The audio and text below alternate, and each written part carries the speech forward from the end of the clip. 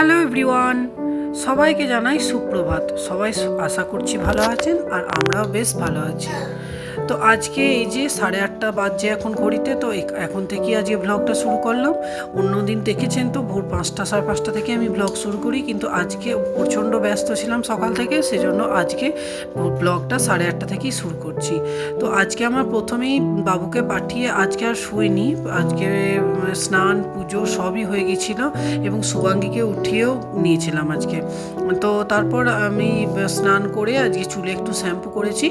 তো স্নান টান করে পুজো টুজো করে এই যে চলে এসেছি প্রথমে বিছানাটা গোটাতে, কারণ বিছানা অগোছানো থাকলে তো একদমই ভালো লাগে না, কাজে যেন একটা এনার্জি পাওয়া যায় না।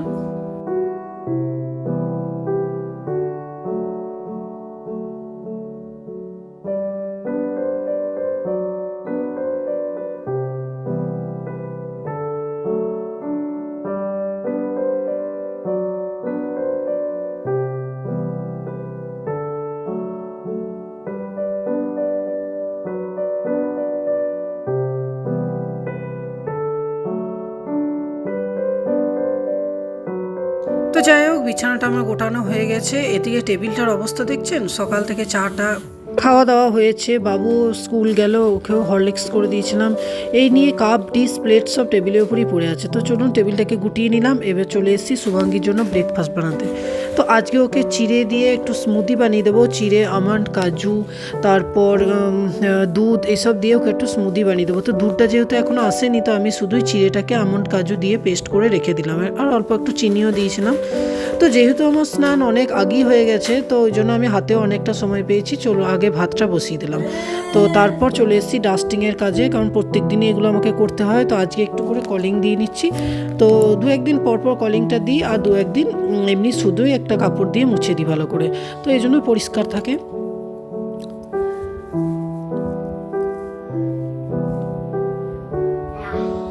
তো প্রত্যেক দিনের এই জিনিসগুলোকে যদি না মোছা হয়, তো আমার যেন কেমন একটা নিজের যেমন একটা কেমন লাগে। মানে আমার এই জিনিসগুলো আমার কাছে খুবই প্রিয়, প্রত্যেকটা মানুষের কাছে, প্রত্যেকটা গৃহিণীদের কাছে তার সংসারের জিনিস খুবই প্রিয়। তো এই জন্য প্রত্যেক দিনই চেষ্টা করি যাতে অল্প অল্প করে মুছে নিতে পারি, যাতে ধুলোর আস্তরণটা না পড়ে। তো এই যে প্রায় সবই আমার মোছা হয়ে গেছে।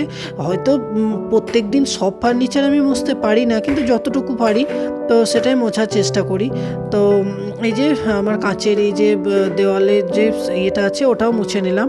তো তারপর এবার মানে নিজের রান্না বান্না এসব কাজ তো আছেই, তার মাঝে একটু সময় করে এই কাজগুলোও করে নিলাম। আর তার মাঝে এসেছে একটা পার্সেল। তো পার্সেলটা হচ্ছে শুভাঙ্গীর ওষুধ এসছে। আমি যেহেতু শুভাঙ্গীকে পি ব্যানার্জি হোমিওপ্যাথি ক্লিনিকে দেখায় কলকাতাতে, এলগিন রোডে, তো সেখান থেকে আমি ওর জন্য ওষুধ নিই, ওর ব্রেন ডেভেলপমেন্টের জন্য। ওর পায়ে এখনও দাঁড়াতে পারে না, তো তার জন্য। তো সেই ওষুধগুলো ওরা পার্সেল করে পাঠিয়েছে। বেশ কিছুদিন আগে আমাদের ডক্টরের অ্যাপয়েন্টমেন্ট পেয়েছিলাম, আমরা ওকে দেখিয়েছি।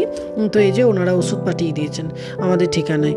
তো তারপর চলে এসেছি রান্নাঘরে। এই যে মুগ ডালটা, আজকে মুগ ডাল করবো। তো মুগ ডালটা একটু কড়াইয়ে ভেজে নেবো। সাধারণত আমি মুগ ডাল ভেজে করি না, তো আজকে মন হলো, কারণ আজকে একদম ওর বাবা বাজার হাট কোথাও যেতে পারেনি, শরীর ভালো নেই বলে।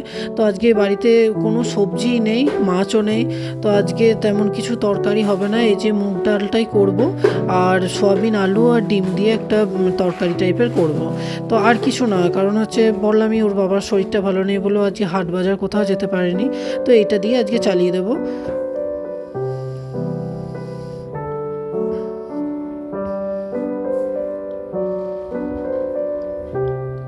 তো কড়াইয়ে দেখতে পেলেন মুগ ডালটাকে বেশ ভালো করে তেলে ভেজে নিলাম। তারপর এই যে কুকারে জল দিয়ে তারপর দিয়ে দিয়েছি মুগ ডালটা। আর ওদিকে দেখতে পাচ্ছেন কীরকম আওয়াজ হচ্ছে আমার ভয়েস ওভারের সঙ্গে সঙ্গে। এগুলো সব শুভাঙ্গীর কীর্তি। ও নিজের যে সমস্ত জিনিস খেলনাপাতি আছে সেগুলো বাদ দিয়ে এই আমার যে সমস্ত জিনিস কোটো বাটা আছে সেগুলোকে নিয়ে ওর খেলা। তো যাই হোক, আমি মুগ ডালটা চাপিয়ে দিয়েছি, ওদিকে ভাতও চাপিয়ে দিয়েছি, আর চলে এসেছি শুভাঙ্গীর ব্রেকফাস্টটা তৈরি করতে। এখনই গয়লা দুধ দিয়ে গেল, তো সেই দুধ দিয়ে স্মুদিটা ভালো করে মাখিয়ে এই যে চলে এসেছি ওকে খাওয়াতে।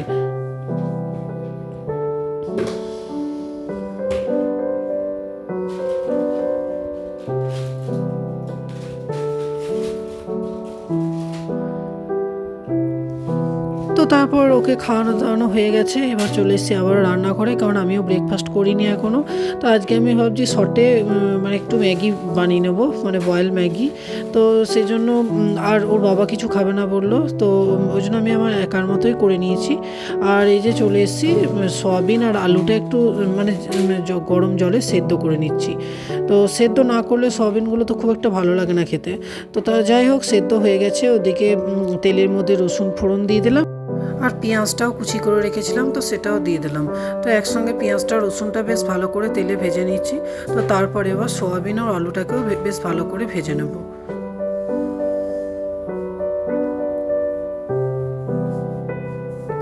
তো সয়াবিন আলুর তরকারি আর কে না করতে জানে বলুন। তো আমি যেভাবে করলাম সেটা একটু শেয়ার করলাম। তো যাই হোক, এই যে পেঁয়াজ রসুন সব ভাজা হয়ে গেছে, এদিকে সয়াবিন ও আলুটাও বেশ ভালো করে তেলে ভেজে নিয়ে মশলাটা দিয়ে দিলাম। তো মশলাটাও আমি আদা, তারপর কাঁচা লঙ্কা, টমেটো, এই সব কিছু দিয়ে বেশ জিরে ধনে সব একসঙ্গে দিয়েই মশলাটা করে নিয়েছিলাম মিক্সিতে।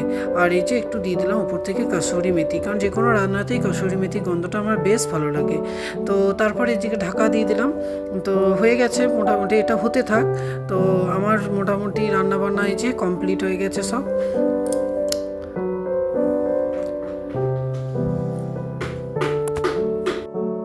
তো তারপর কিন্তু আর ভিডিও করিনি। সবারই খাওয়া দাওয়া হয়ে যাওয়ার পর আমি নিজেও খেয়ে দিয়ে শুয়ে পড়েছিলাম। তো এখন বিকাল ওই 4:30-5টার মতো বাজে, এখন উঠেছি।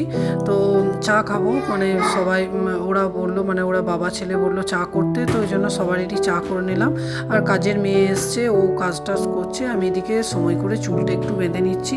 তো তারপর চুল টুল বেঁধে নিয়ে শুভাঙ্গীকে উঠিয়ে ওকেও খাইয়ে দাইয়ে ওকে বসিয়ে রেখেছি। এবার আমি চলে এসেছি ঘরটা একটু, মানে বিছানাটা একটু পরিষ্কার করে নিচ্ছি, কারণ দুপুরে শোয়া হয়েছিল, তো একটু চাদরটা অগোছানো ছিল। আর সঙ্গে এই মেঝেটা একটু মানে ঝাঁট দিয়ে নিচ্ছি, তাহলে কেমন বালি কিচকিচ করে।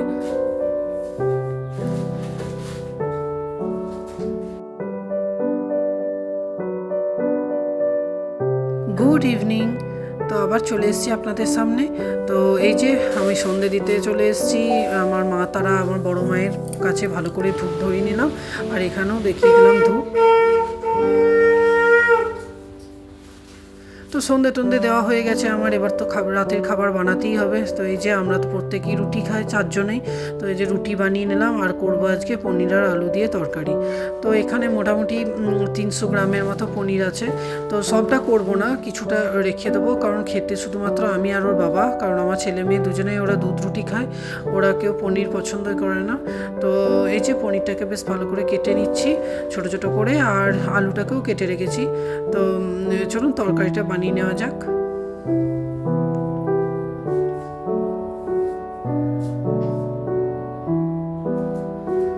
তো সব মোটামুটি রেডি করে নিয়েছি, কড়াইটা চাপিয়ে দিয়েছি, কড়াইয়ের উপর তেল দিয়ে দিলাম। তেলের মধ্যে একটু নুন আর একটু হলুদ দেবো, তারপর পনিরগুলো দেবো। তা নাহলে মানে শুধু তেলের উপর পনিরগুলো দিয়ে দিলে পনিরগুলো কেমন যেন কড়াই লেগে যায়, আমি প্রতিবারই দেখেছি। ওই জন্য আমি নুন হলুদ দিয়ে যতবার পনিরগুলো দিয়েছি আমার কিন্তু পনিরগুলো বেশ ভালো থেকেছে। তো যাই হোক, পনিরগুলো দিয়ে দিলাম তেলের মধ্যে। এবার ভালো করে নাড়িয়ে পনিরগুলোকে একটা থালাতে তুলে রাখবো।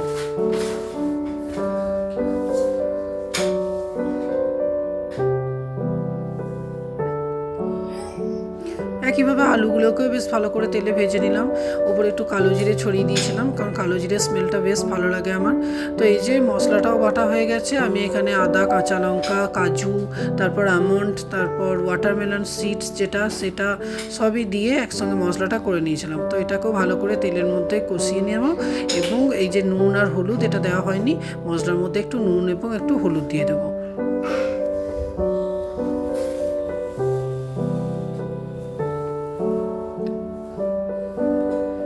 তো নুন হলুদ দিয়ে মশলাটাকে বেশ ভালো করে কষিয়ে নেব এবার। তারপর কষানো হয়ে গেলে আলু আর পনিরটা দিয়ে দেবো মশলার মধ্যে, এবং ওটা আলু আর পনির দিয়ে পরে বেশ ভালো করে কষিয়ে নিয়ে জল ঢেলে দেবো।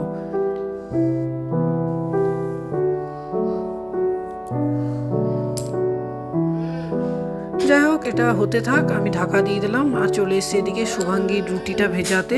কারণ রুটিটা এখন থেকে ভিজিয়ে না রাখলে খাওয়ানোর সময় খাওয়ানো যাবে না, খুব শক্ত হয়ে থাকে, ওই জন্য ফুটন্ত দুধের মধ্যে আমি রুটিটা দিয়ে দিই। আর এদিকে আমি একটু স্কিন কেয়ারে চলে এলাম। তো এই ভিডিওটা আমি শর্টে শেয়ার করেছিলাম, জানি না কে কে দেখেছেন। তো এই যে নিয়েছি একটু দুধের সর একটা বাটিতে, তার উপরে একটু হলুদ দিলাম, একটু বেসন দিলাম এবং একটু মধু দেবো আর দেবো একটু অ্যালোভেরা জেল। তো এই সবকটা উপকরণই ত্বকের জন্য খুবই উপকারী। আপনারা চাইলে একবার ট্রাই করতে পারেন, দেখতে পারেন। তো আমি লাগিয়েছি, আমি বেশ কিছুদিন ধরে লাগাচ্ছি, আমি সপ্তাহে 3 দিন এটা লাগাই। তো আমার কিন্তু মুখটা বেশ সফট এবং বেশ গ্লো করে। আমি রাত্রেবেলায় লাগাই এটা। তো আপনারাও ইউজ করতে পারেন, সামনে পুজো আসছে, স্কিনের যত্ন সবাইকেই নিতে হবে। তো যাই হোক, আমি নিজে লাগিয়ে দেখেছি, খুবই ভালো জিনিসটা। তো এবার চলে এসেছি আমি সমস্ত কাজটা সেরে শুতে। আর ভিডিওটা আর বেশি বাড়াবো না। এই যে ঠোঁটে একটু বোরলিন লাগিয়ে নিলাম। তো শুভাঙ্গীকে এবার ঘুম পাড়াবো। আপনারা সকলেই খুব ভালো থাকবেন, সুস্থ থাকবেন। Tata, good night.